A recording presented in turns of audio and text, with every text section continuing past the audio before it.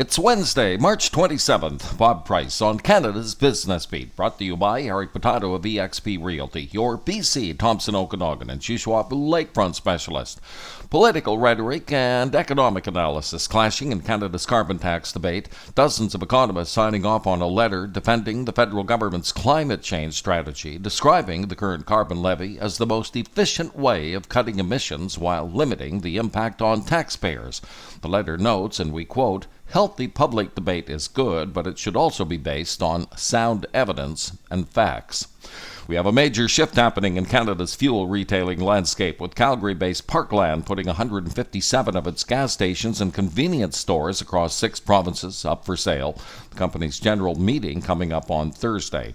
Proud to be one of Canada's most listened to business podcasts and available around the world on X, TikTok, and wherever you get your favorite podcast. Canada's Business Beat is brought to you by Eric Potato of eXp Realty. Considering a move to BC's wine country? Eric is your BC, Thompson, Okanagan, and Shuswap Lakeview specialist at OkanaganLakefrontProperties.com.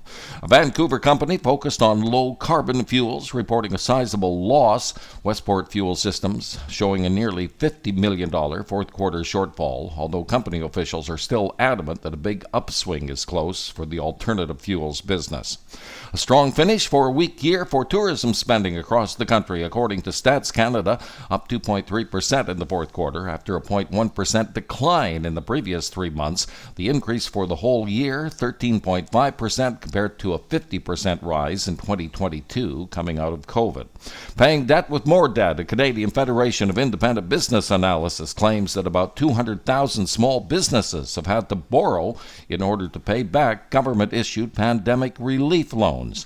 And a cold wind blowing through the corporate headquarters of luxury parka maker Canada Goose. The company's shedding about 17% of its administration staff. The generally mild winter we've just had getting a lot of the blame for weaker sales. And that will do it for your Wednesday. Thank you for listening. Bob Price on Canada's Business Beat.